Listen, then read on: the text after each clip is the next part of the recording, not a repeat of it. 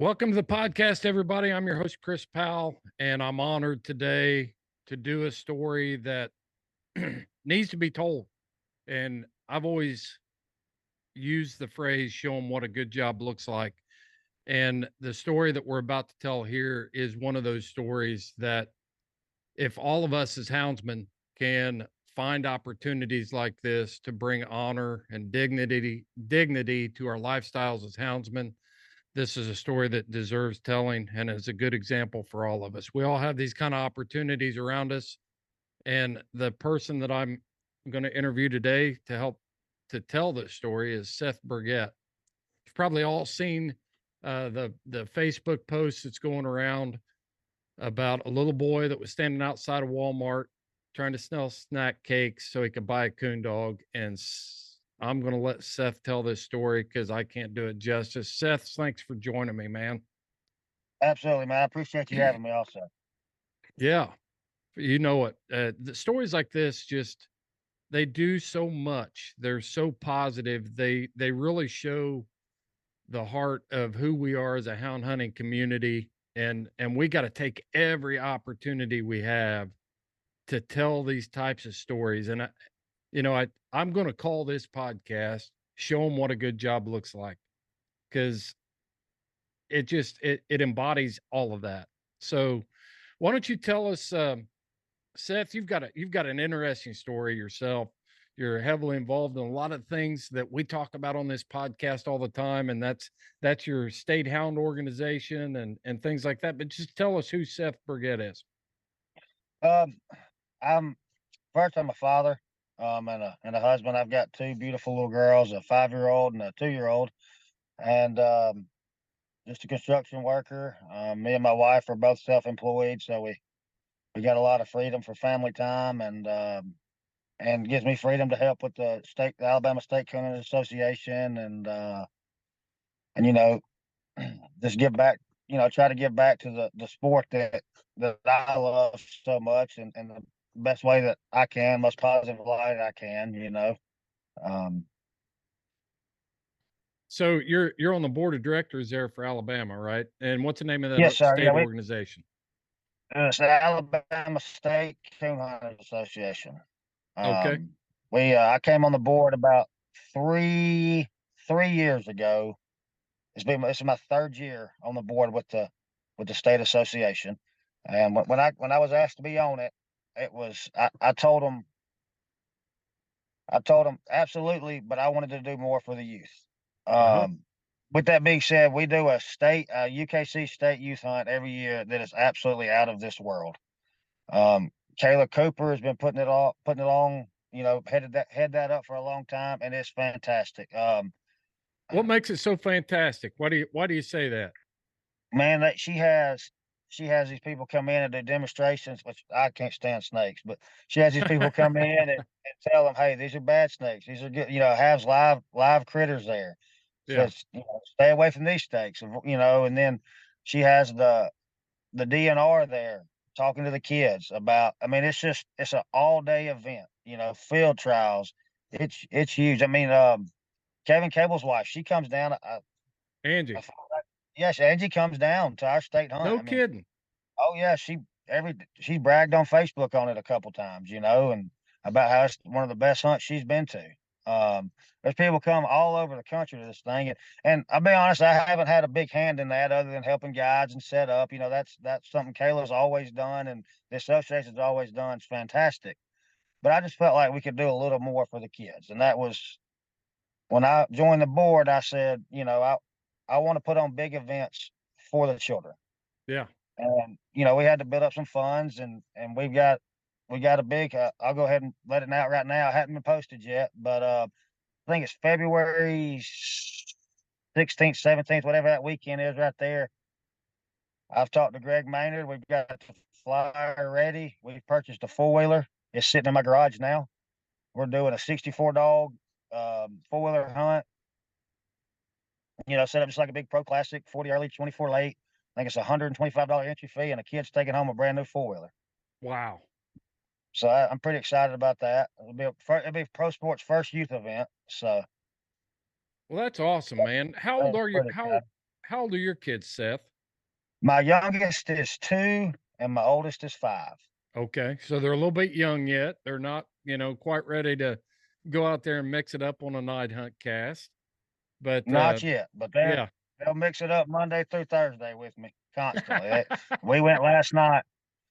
We went last night, and we actually took Blake. We're gonna talk about on his first hunt last night. And of course, you know how it goes. Every time you take somebody for the first time, nothing works the way it's supposed to. Right. I come rolling in with my 5-year-old about 12 o'clock last night. My wife was fit to be tied, buddy. Oh man, I'll tell you what, I remember when my kids were little, they really enjoyed going to the breed day hunts and stuff like that.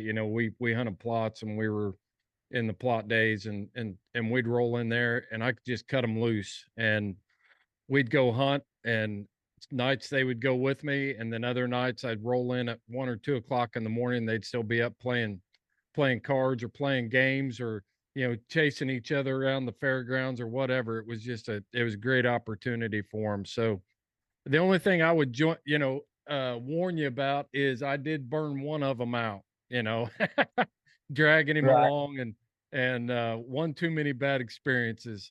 So he will still go, but he's 22 now. But man, I remember the night it happened. I've told this story before, but I pushed him to the breaking point. If I had the dogs I had when I was 16 or 17, my daughter would have probably just went one time and never been back. It was miserable back in the day.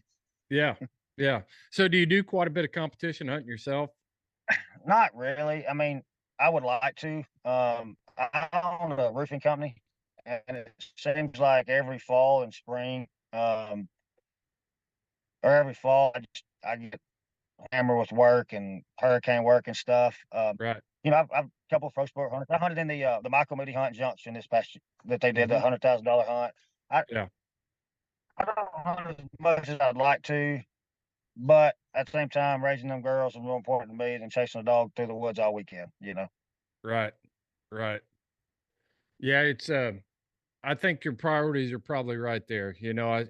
I've seen a lot of people over the years make a lot of sacrifices on the behalf of a dog and that's family sacrifices and putting food on the table and money in the bank account.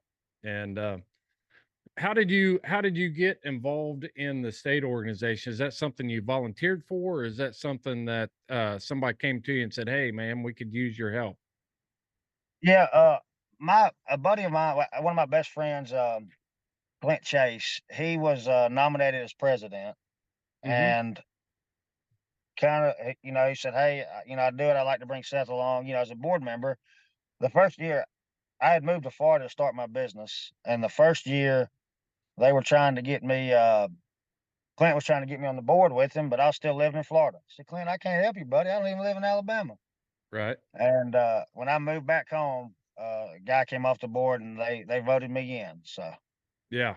So you must be in, what are you, Southeast Alabama now? No, I'm actually about 45 minutes northwest of Birmingham. Okay. All I'm right. out I'm outside a little town, or I'm outside of Jasper, Alabama. I got you. So I was just assuming that since you had moved down to Florida, you were kind of border hopping there in the panhandle and back and forth. No, that's a long story, and you ain't got enough time to I ain't got enough time to tell you that happened, but, I hear we you. still got my company down there. My cousin runs it, so I'm back and forth. I was thinking, man, if he's hunting that area in that southern Alabama, he's one tough hunter. Because we went down there and after Katrina rolled through and did some work, and I couldn't believe the devastation, and it just got worse after Katrina because all the thick stuff just got thicker. Right. Well, and then that Hurricane Michael, when I was in Florida, Hurricane Michael had come through Panama City Oh where I yeah. was living, and it destroyed everything north of there. It was. Did you work down in Mexico Beach? This is totally sidetracked, but did you work down in Mexico Beach at all? I did. I did a tree job down there, and once I moved down there and got my roofing company started, we did 4 or 5 jobs. Well, probably 2 or 3 jobs in Mexico Beach. Mexico Beach is where we would take our family vacations, our beach vacations in the summertime. It was just a little pass through town on the dot, had beautiful beaches, and And when I saw Mexico Beach got leveled, I thought, wow, that there's a lot of personal history for me and my family in Mexico Beach. Going back to when I was a kid. And yeah, I was pretty devastated when I saw Mexico Beach got hit as hard as it did. They just leveled that place I mean, it was gone. I mean, it was gone. for As sure. far you couldn't even there was hardly any debris. Everything was just gone. Yep, yep, yep. Yeah, it was. I remember seeing the aerials of that place, and you could see different places where we would go and eat, or places that we had stayed, and different stuff like that. So, yeah, enough of that talk. But let's talk about. You've got this deep desire you got involved with your state organization because you wanted to help the youth, and so that tells me that you've got a deep desire to see a good, strong future for kids and hunting and things like that. And it kind of leads into this story that we want to tell about this little boy that you found. Just start at the beginning and tell us how this all came about. Um, so I was me and my daughter, my youngest daughter, she was out of says the day before Thanksgiving. Um, we were actually over in a little deer lease I got, putting out some corn, and we had my wife had my oldest daughter in town, and somebody tagged me in Facebook post. He tagged me in Facebook post too. And Donnie's real good. He's real good about getting kids involved in deer hunting, and he donates. He helps donate remote control wheelchairs. So for handicapped kids, he's always been involved in getting kids involved in the outdoors, and he tagged me in the post. So if Donnie tagged me some, I knew I probably need to check it out. And there was a local Facebook page, just a local community news page that says a kid an hour before. As an hour later, I saw it. It was in Walmart parking lot holding up a sign that said, "Snack cakes, $1, trying to buy a black and tan or blue tick coonhound." Right there, immediately I had to do something because I knew I could not let that kid get a black and tan. That wasn't happening. You know what app I use on my phone more than any other app besides the podcast app to listen to this here podcast? I use onX. onX Maps is the most comprehensive mapping system for hunters on the market today. I use it all the time. When I was in New Mexico, I was looking at 40,000 acres of ranch that I needed to learn. I flip open onX and just start studying the map. When I'm riding trails, I put the tracking app on. It helps me get around in strange country. I could mark water sources, food sources, bear sign, just all kinds of options within onX. You need to check out onX Maps by going to houndsmanxp.com. Click on the link on our sponsor page. You'll go right to onX Maps, and when you check out, enter the code HXP20 and you will get 20% off of your order. Know where you stand with onX.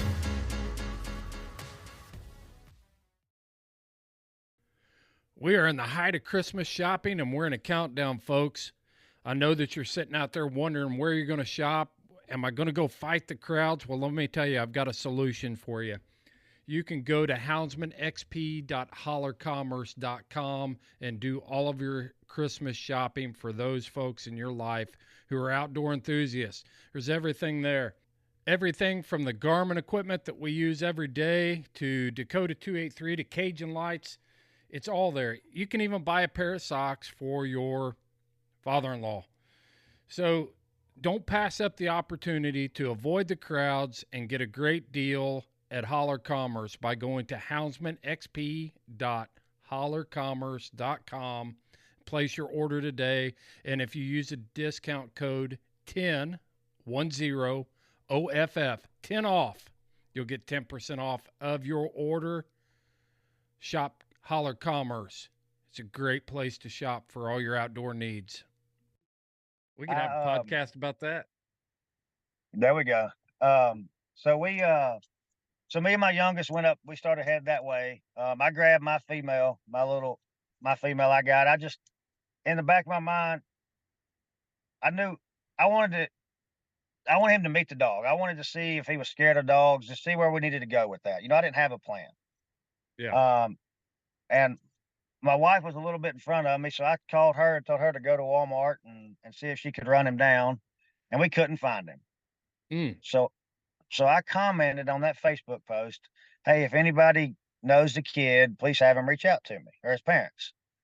Um, a girl that I knew from years ago sent me a message on Facebook telling me that she was pretty sure she knew who the kid was. He had stopped by.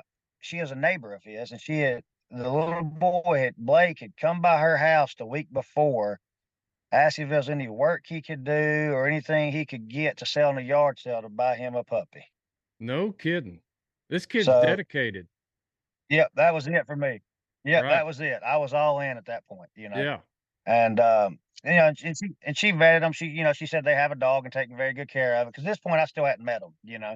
Right. And she got the mom in touch with me, and I talked to her and Blake, and I said, I tell you what, it was Wednesday before Thanksgiving. I said Monday we're going to get together and we're going to meet at the local hound supply store, and I'd like to meet you. And so I got off the phone with her, and I called.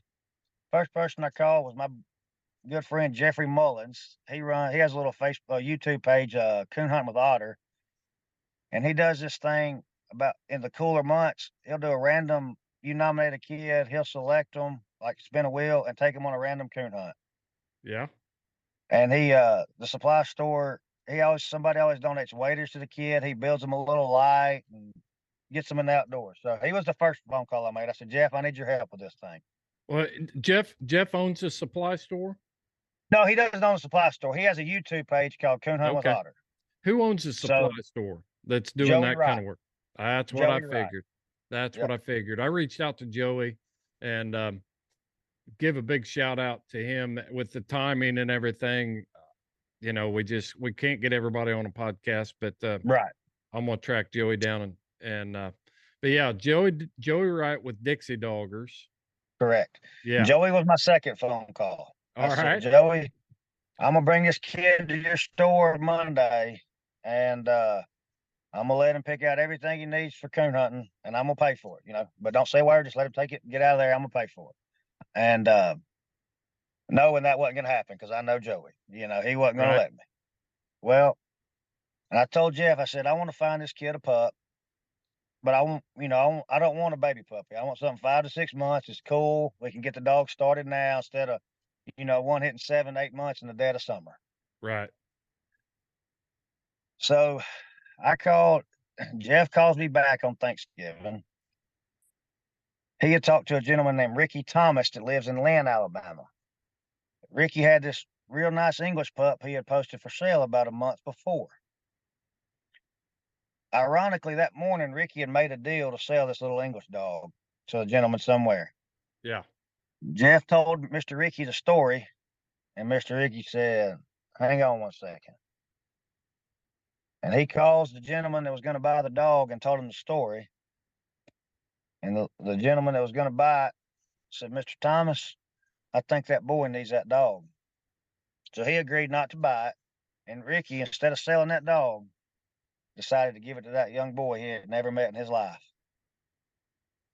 And you're bringing so many pieces of this puzzle together. What I'm seeing here is, you had the initiative and you knew the right people to go to, so you brought a bunch of houndsmen together to accomplish this mission for this 9-year-old boy.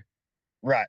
And it was a matter of, I talked to them Wednesday afternoon, and I thought I'd need some time, so we had scheduled a meeting for Monday, and we ended up getting with them breakfast time the day after Thanksgiving. I mean, this all happened in less than 8 hours.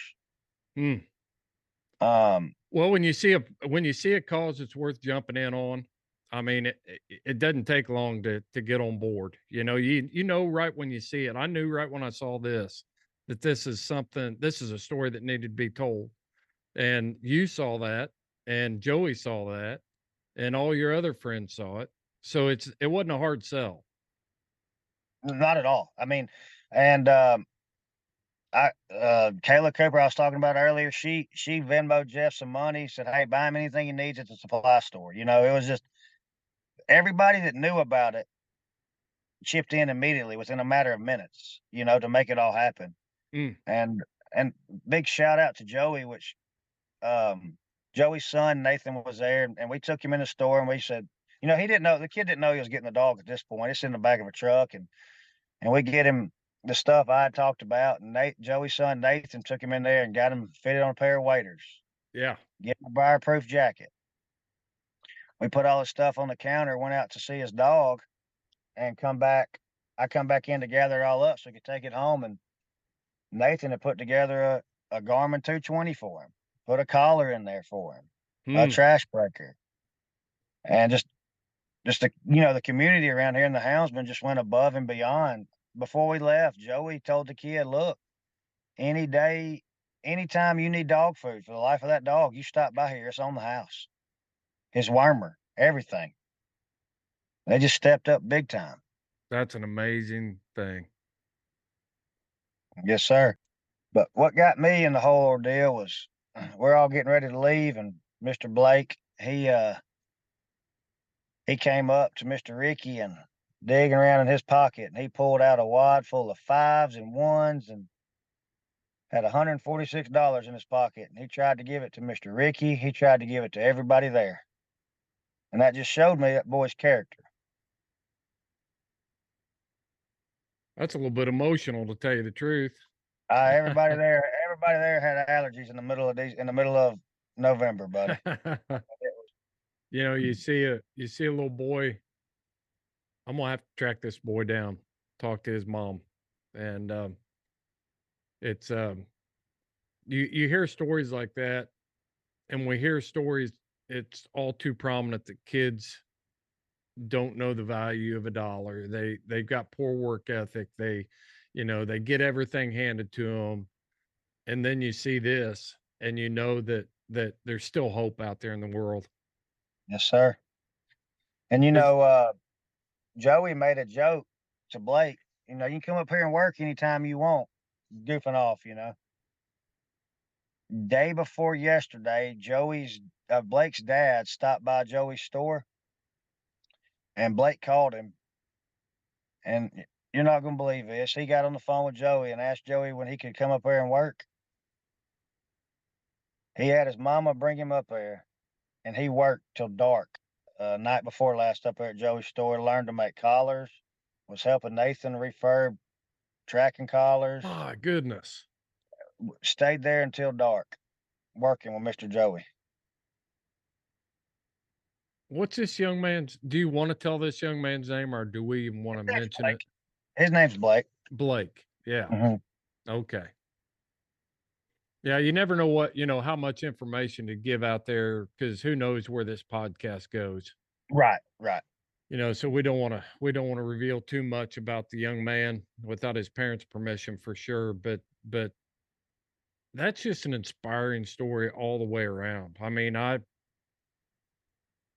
it just tells so much about the character of the men who, choose to lead this lifestyle with these hounds, and the charity of Joey Wright and Dixie Doggers and everybody involved. Who was the man? Say the man's name again that got the dog for Blake.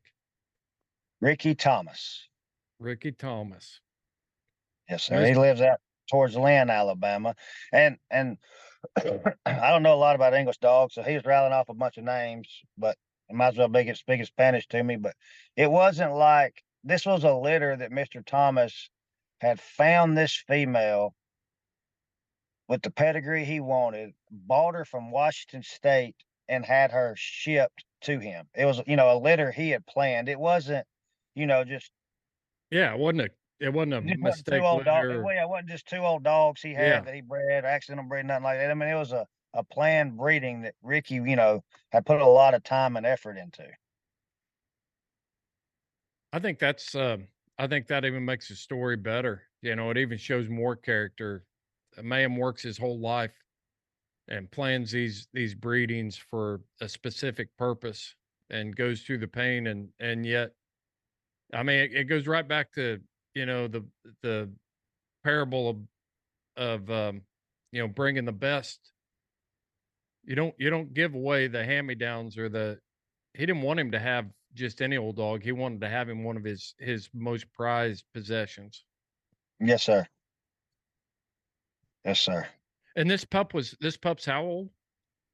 It was 5.5 months, so 5.5 months old. And that was kind of my decision, I wanted to. I'm Seth? sorry, I had a phone call come in. We back? Yeah, we're back. We're Yeah. back. That was kind of my decision. I wanted to get him a puppy that, was on the verge of getting ready to start, um, versus, a 6-week-old pup that, was maturing and getting ready to start in the dead of summer. Right.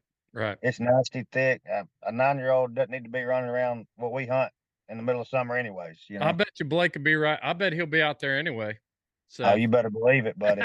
Mhm. You're not gonna. It doesn't sound like you're gonna keep Blake at home. Nah, I don't think so. Yeah. Um, I'm just thinking about a man that raises a pup to 5.5, 6 months old. Yeah, he was going to sell it and stuff like that, but I'm sure it wasn't cheap. By the time you get to that age, if you haven't, if you've seen any promise in the dog at all, if you're a responsible breeder, you're going to sell it, then that pup has got some potential to be something. And for him to take something that he's got that much time invested in, and then call the man and say, "Hey, I got this situation. Can we adjust this deal?" And the other gentleman say, that kid needs that pup worse than I do. There's so many layers here to this story that show great character and principle, and just ah, it's an amazing story. It is, and my best friends to this day are guys that were when I owned my first dog. They were guys that were 5 and 10 years older than me. Yeah. When I was 16 years old, I couldn't afford to play. I couldn't afford a lease to hunt. I didn't know the management areas good enough. I'm, I mean, there's so many people that helped me at 16. By letting me hunt their leases, letting me hunt their dogs. Bubba Sullivan, Jeff Hitch, Kevin Flowers, Jason Bergeron, people that I have made lifelong friends with through these dogs, and that speaks to the character of Houndsman. They, as a whole, people they're good people. Right. And that's why I remember me reading I've read 2 books in my life front to back. I've read a book 2 times in my life front to back, and that was Red Fern Groves twice. I've never read another book in my life, and I remember just 12-year-old me just dreaming of chasing a dog through the woods in the middle of the night, and once I was able to get a dog and take myself, so many people stepped up and helped me that it's the least we can do to help other kids get involved in the sport. Right. What did you learn about Blake's backstory? Does he have family that hunted, or was he like us? Because my story is the same. I was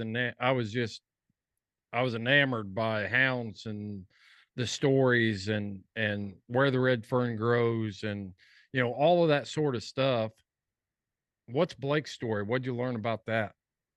So after talking to his dad last night, like I said, we went hunting last night for the first time, but his dad's a big time deer hunter, Yeah. serious about some deer hunting, and turkey hunting. When Blake's dad was a kid, there was a guy in West Point, Alabama, a dog trader, and Blake's dad worked for him as a kid, trapping coons, giving him coons, cleaning out his pen.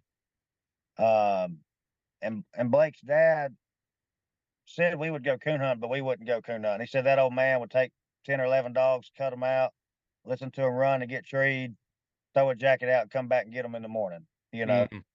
So Blake's Blake had heard his dad talking about, listening to a coonhound. Yeah. And Blake's dad's got a couple dogs he's trained in the past to blood track. So that also Right. made me feel comfortable. He was familiar with dogs and training. So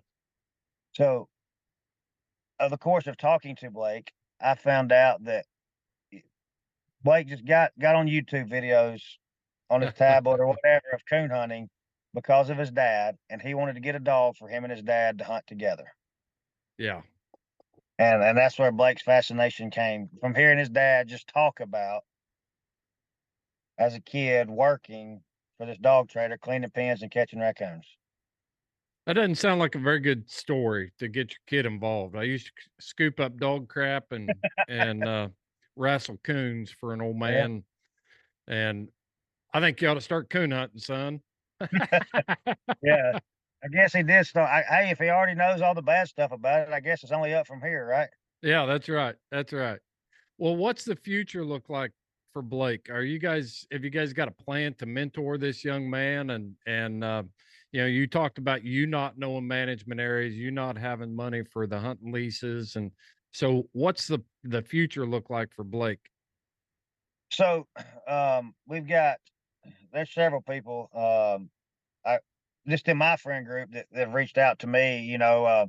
Brandon Scott, he hunts pretty hard. He's got a 10-year-old boy. So Oh, Brandon's reached out to me, and I'm gonna introduce him to Blake. And Brandon he hunts more than I do. So I'm gonna introduce him to Blake and let them, start going with them. Jeffrey Mullins, Bubba Sullivan. I've got several people that will take him in the area, yeah. and they do have some family property that's pretty safe. Mm-hmm. And Blake's family. And then they also have a little small deer lease that's actually not 2 miles from my house, believe it or not. Yeah. So, I'll be able to meet him over there pretty quick, even on nights, and help him there. And I mean, there's a group of guys that around here that they got bird dogs, and I shoot quail with them. I go shoot the birds so they can work their dogs. And they called last night. They want to take Blake on a quail hunt. So. Yeah. Great. So what have been the parents' reaction to this whole thing? You know, it's not a normal thing in 2023, you know, stranger danger and all that other stuff that we're teaching kids these days. And here's a bunch of rough houndsmen that want to step in and help this kid and take him hunting. I mean, what kind of arrangement does that look like? How have mom and dad been receptive to this whole thing? Well, when they showed up to get the dog, or to meet me, they didn't realize they were getting the dog. The dad wasn't there.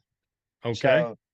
So the mom told me, she said, "Yeah, I brought my nephew just my nephew to help out." 'Cause I kind of guess insinuated that there might be a dog, but and I thought to myself, I said, "Man, this guy's dad might not like this too much." Yeah. Like, Yeah. why is he not?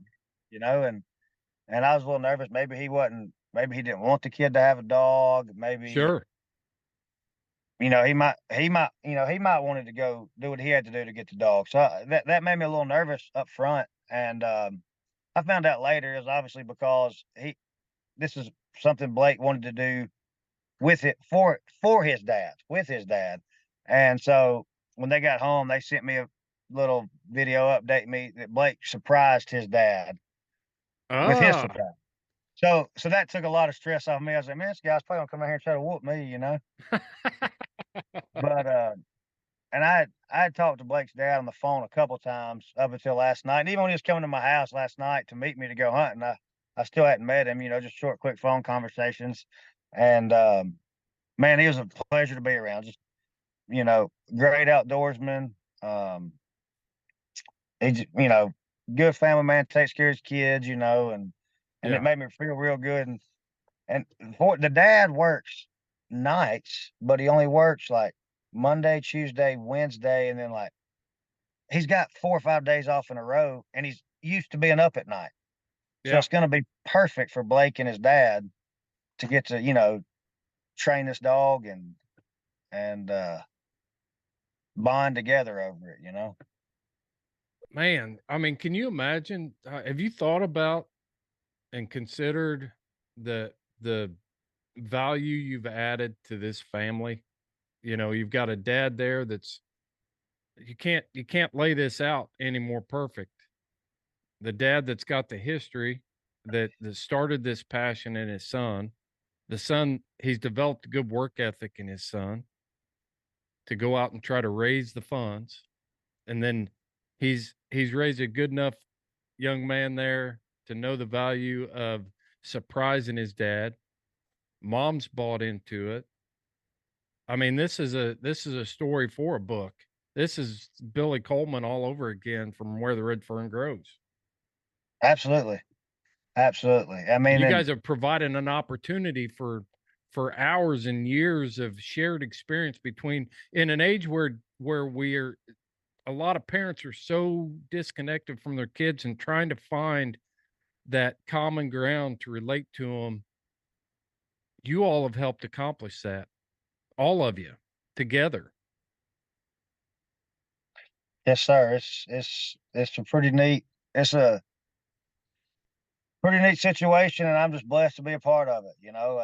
I think as Blake's parents get to know us, and I think me and Blake's gonna spend a lot of time together in the future. You Yeah. know, Yeah. Some of the most respected people, good friends that I have, they tell stories of people that saw their interest and their passion and took time away from themselves, to make sure that the kid was involved. And it was just something small, but those kind of things stick with people for the rest of their lives. And I think that's what you guys have, all of you collectively have done down there. And it's just something that, can you imagine what would happen if every houndsman, when they leave the house, they look for opportunities like this? I mean, we wouldn't have anything to worry about in society. We wouldn't have to worry about people that come and take our, trying to paint us as bad people and things like that. And this isn't the only story. I mean, we don't do a good enough job of telling these types of stories about coon hunters going to children's hospitals and reading books to kids and raising money for kids and helping veterans and all this sort of stuff. And that's why when I saw this story, I was like, man, we gotta tell this one. absolutely. And when I made that Facebook post, this I made the post not it wasn't, and I tried to write it where it's not about me. It was I made the Right. post about my friends and what they did, just at my simple request for that kid. You know, and Joey and Jeffrey and Mr. Ricky, that Caleb, they went above and beyond to help this kid, and that's why I chose to, write the story. People need to know. Hopefully, they see what Jeff and Mr. Ricky and them and Kayla and Joey are doing, and it'll rub off, and it'll get the next kid involved. Yes. Yes. I, I Show mean, them what a good job looks like. If you want people to be successful, if you want to be good at something, show them what a good job looks like. And then they're inspired to go out and duplicate that. absolutely. And I mean, I've got messages in my inbox for people. Hey man, I start pups. When that dog gets a little bit older, free month on me. I do feel like it started kind of a chain reaction. But the important thing to me is I'm 35 years old. I'm just a dumb roofer at this point. You know, those future generations, we got to get these kids involved because let's take Blake for example. Blake may grow up and become a politician. Blake may grow up and become a lawyer, or somebody with the knowledge and the passion for our sport to help save hunting with hounds. You know, yeah, I grew up deer hunting with dogs. There's only about 2 counties left in the state you can do it now. yeah, You know, my time to my time to go fight legislation. I don't have the knowledge, but we got to get these kids involved in the to to carry the sport on. So when they grow up and become the doctors, the lawyers, influential people, they can fight for the right to turn these dogs loose.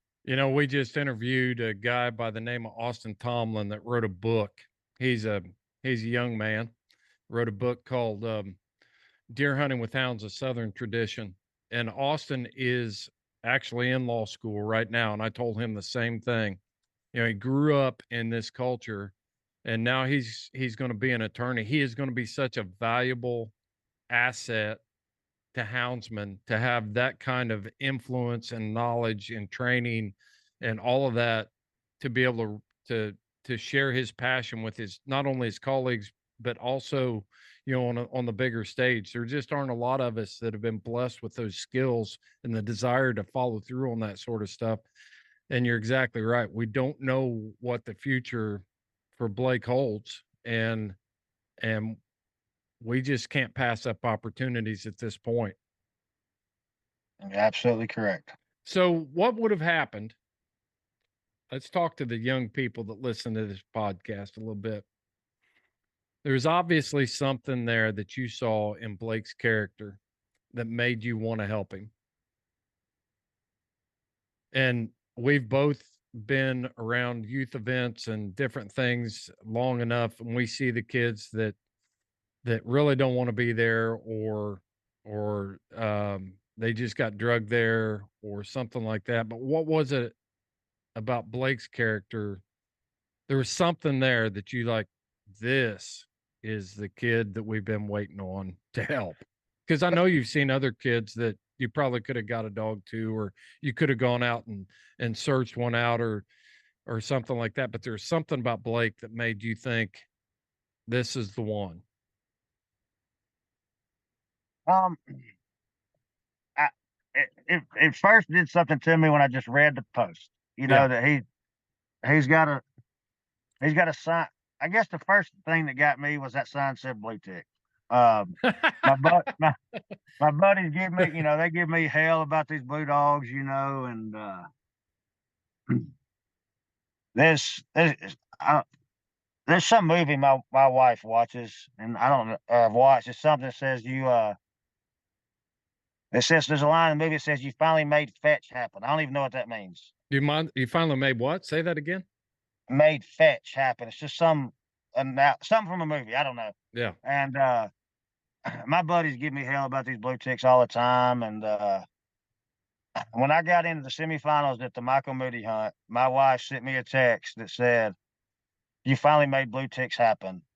Yeah. And then talking about that movie, finally made whatever happened in that movie. And I thought, damn, my buddies, my wife, everybody told me about these dang blue ticks, you know? Yeah. And so I guess when I saw it sign, a boy looking for a blue tick, you know, that was my first dog. And that was the first thing that turned me on to, like, hey, let's go find this kid. Well, And then I can tell you that friends don't let friends hunt walkers. I'll just say that right now on the podcast. I guess I ain't got no friends then. But so you know, that spoke to me. And then when the neighbor, the girl I knew, I just used her to vet him, you know. When she told me he was over there looking, asking for stuff he could sell in the yard sale or work to do to buy a dog, I knew I had to do something, because that's the kid that's going to appreciate it and Yeah. has the work ethic to see it through, you know, to see that puppy through. You know, that's one of the things that I've talked about numerous times on the podcast. I would like to see youth events. We're doing a great job of bringing these prizes and different things together to show these kids, you know, you can have a lot of fun doing this. But I think the place that I would like to see us head with these youth events is having youth advisory boards, you know, having a committee to help set the thing up. Because what we're doing then is we're having those kids invest their time into that, and make a sacrifice and put in the work to host their own event, you know. And it's like 4-H and the youth advisory board. The kids feel invested in the program. It's their program. We put the work in. We're here setting up tables and things like that. And a lot of times we miss that in this day and age. And you know, we see videos of dads taking their 5-year-old out, sitting in a blind with a gun set up on a tripod over all the work that he's done and all this stuff. And we don't see the follow through. We don't see the sustainability into the future. But I think when we let these kids get involved and have a part in running their own show, then now it's like, we can't let this fail. We've worked on this for years. I would like to, I'm making an appeal out there to jump on board with this thing. Let's start setting up. And Blake sounds like a perfect candidate that's going to be there. He's not going to let you put on an event for him. He's going to come and he's going to roll up his sleeves, and he's going to set up tables and clean up trash and learn it. And he's going to be our next generation of leaders in our hound community. Absolutely. I think as a whole, I know PKC is trying now, trying to get the youth stuff going back on. Yeah, they're doing a good job. You're doing a very good job. I would, the Alabama State Kennel Association, we hosted the AKC Southern Heritage this past year. And I tried to get a Friday night. Instead of doing a 2-night hunt, I tried to get a Friday night ladies and kids hunt only. I tried to get them to do that. Not necessarily AKC, our board, everybody involved, and we couldn't get those ducks in a row. I would like to see more, standalone youth events, because when you're hunting, you got a youth event going on simultaneously, and this dad's handling for somebody or spent his whole life waiting for this PKC World Hunt, and he's got a good shot to win it. I think a lot of people don't want their dog to go get worn out hunting Monday, Tuesday, Wednesday night with a kid that's going to make bad calls and cost the cat, whatever it may be. If we could get these youth events at different times and away from the bigger, the other events where people would put the dogs in the kids' hands, and I really think that would help grow the whole youth aspect of competition hunting, Yeah. Yeah. Well, I think one of the things, I've been doing this long enough that when I was a kid, you'd go to the club and there'd be, 40 or 50 entries at just a local club hunt. And we've watched that die off over the years, and the people that put these events together, we've got to figure out how to find those people that value the importance of that for the future. Right. And kids need to know how much work goes into it, of finding prizes. Who do they talk to about prizes? How does the paperwork go at the end? Because what we're finding even here locally is strong clubs have died on the vine because the old timers got old and they aren't doing it anymore. So when they're not doing it, nobody's doing it. And then you can't host youth events or any place to take a kid.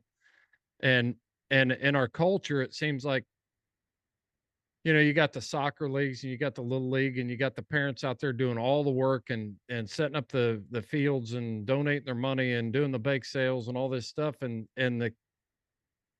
devaluing the opportunity there for our kids to be involved and learn a lot of these good character traits that it's going to take to sustain us into the future.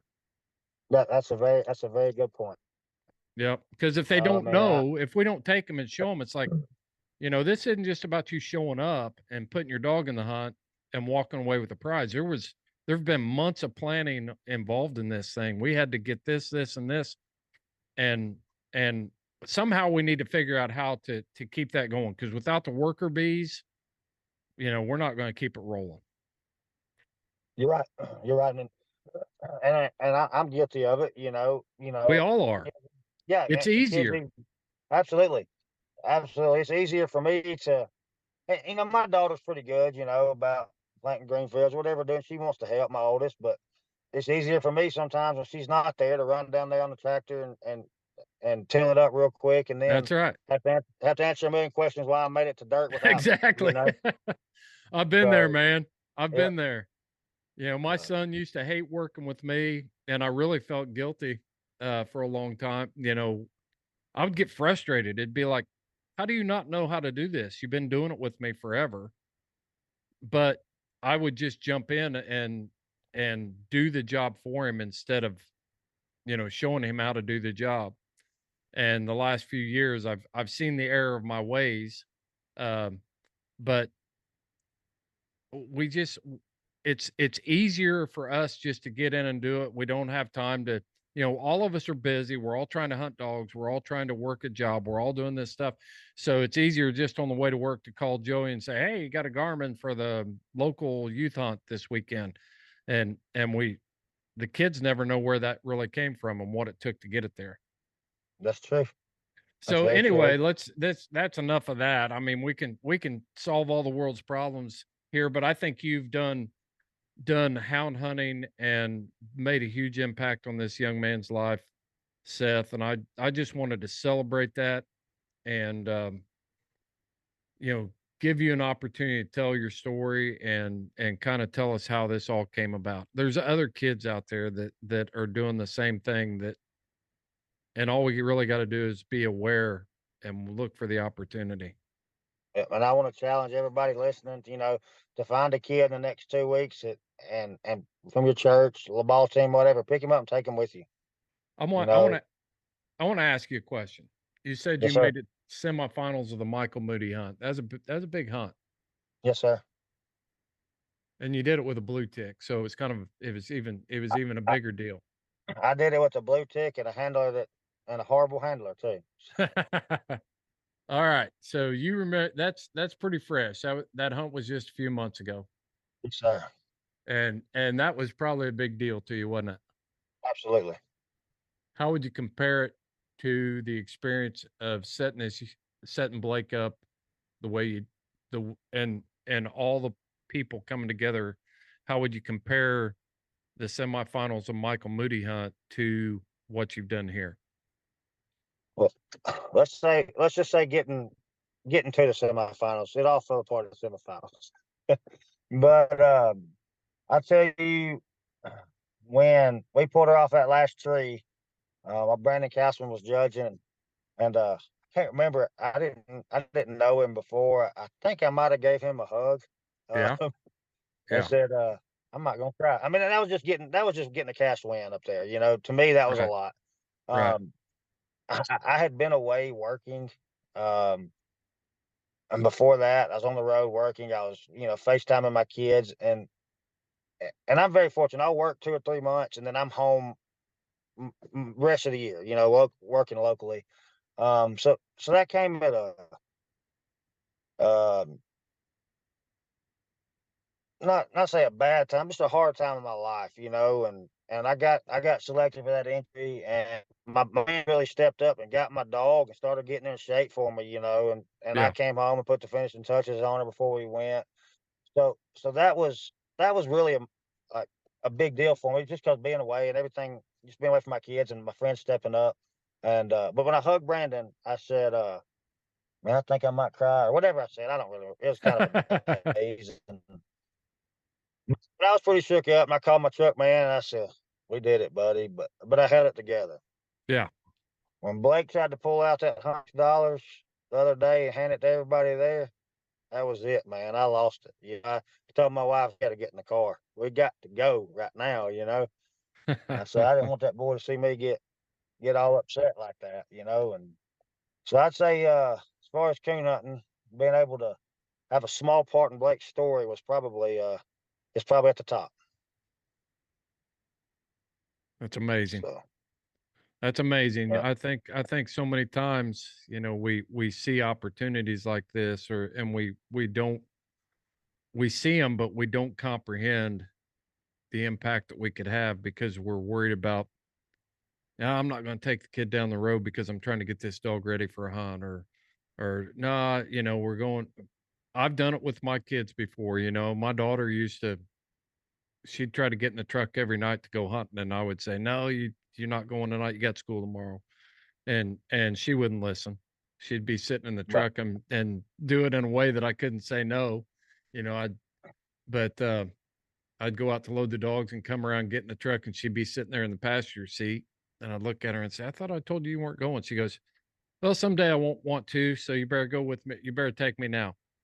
You know, yep, and she just and manipulate the heck out of me. But it's a lot of times it just goes like setting up the event. Sometimes we just pass it up because we think it's easier and we miss the real prize. We miss the real absolutely. prize, like you got to witness. That's a good message right there.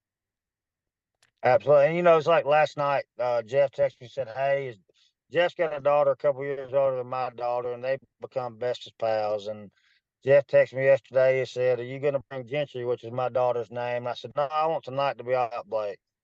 Yeah. Gentry went. Jeff's daughter went. Yeah. And back like if I'm getting ready for a hunt, I'll take my daughter. I'll go take my. I got a little place about 15 minutes from my house. I'll hunt. I'll take my daughter and she'll fall asleep and I'll load her up and I'll carry her into the house. My wife will get her, put her in bed, and then I'll slip back off and make another drop or two. That's right. I can't leave her behind. Yeah. So Yeah. Yeah. A friend of mine just dropped, this podcast was impactful for me, and I don't normally do this, talk about these kind of things on my podcast. Clay Newcomb definitely doesn't need any help from me, but they told the story of a friend of mine's grandfather, and one of the things that I said to Tracy Jones was, I hope my grandchildren will speak that honorably of me when I'm gone. And very true. when you think about, the dogs are going to come and go, and I've sacrificed a lot of time with my family over the years, for the sake of chasing dogs. And in the big scheme of things, it's the personal investments I make in my family and the people around me are way more important than and more gratifying than anything I could ever get out of a dog. That's just me. I know other Absolutely. people aren't going to feel that way, but that's how I feel about it. Yep. And we're all. There was a time in my life, when I took advantage of, my wife watching the kids and me leaving them behind. It took me maturing and growing up a little bit to realize what was important, Yeah. and me and my wife, we have several businesses. We're self-employed, and we've had several talks, about what we want to do next, what we're going to do, etc. But at the end of the day, the conversation ends with, we just want our kids to be proud of us, you know, and Yeah. to me, that's the most important thing. Taking care of your family, and like you said, the dog's going to come and go. Sometimes this dog's 3. I want to get her on the all-time winning blue tick list before she turns Right. 5. Right. And but as good as she is at times, there'll always be another one. When they're 20, I can go find another one. You know, Yeah. and when they're grown out of my house, I can chase them a little bit more. Yep. Yep. Agreed. Well, Seth, man, it's an amazing story. I really appreciate you taking time. Um, any closing thoughts? Anything you want to add? Anything we missed? I No, I appreciate you having me and let me tell Blake's story and my friend's story. I said it earlier. I just want to challenge everybody. Find you a local kid, and it's good, cool. I don't know, it's probably cold up there, but good, cool weather down here. Find you a kid and take them hunting, man. It'll Right. be one of the most rewarding things. If you've never done it, get you a kid, get you a light, and take them hunting. So For sure. For sure. When you've been in it as long as I have, there's plenty of lights around here. There's plenty of, I can even hand them a Garmin handheld and let them be a part of the hunt. And, I've got an extra one of those, and I'm not going to probably let them keep it because I need it. But yeah, yeah, just to take a kid hunting. But there's different things that you can do to make them feel a part of the hunt, where they're not just out there kicking rocks. You show them how to use that Garmin, and they can be a part of it, and show them how to find a coon, and there's just a lot of things we can do. And I appreciate you for, and I can, when I saw the post on social media, I looked through it and I thought, man, this guy's not bragging about himself. This guy's just telling a story of what we all need to be doing. And that's what drew me. If I thought you were bragging, then I'd have never contacted you to be on this podcast. So yes, sir. And, I and I hope I appreciate you. hope people don't.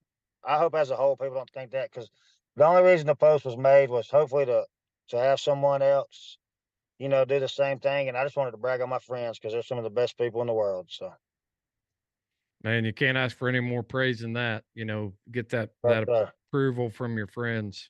And yeah, congratulations to you, Seth, you set the hound world on fire with this one, and showed us all what's right in front of us that we passed by so many times. And thank you very much for sharing that story with us. It's important. Thank you for having me on, sir. All right. Well, Have a guys, good that's gonna wrap it up for this episode of the Houndsman XP podcast. What can you say? You know, I've been guilty of this so many times, of passing up these opportunities.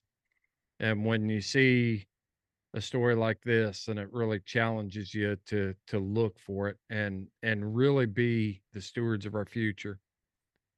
So make sure you're paying attention out there, folks. There's a lot of people out there that we can share this great lifestyle that we love, and don't pass up that opportunity.